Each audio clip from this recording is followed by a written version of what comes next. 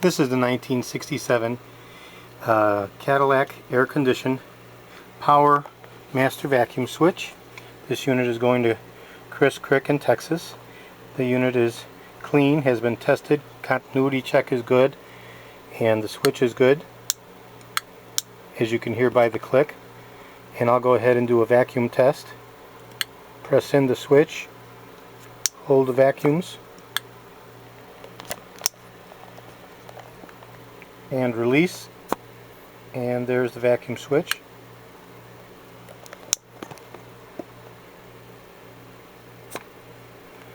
And that's the 1967 to 1970 air conditioning master vacuum switch. Thank you very kindly. Going to Chris Crick in Texas along with the power servo unit. Today is August 9th.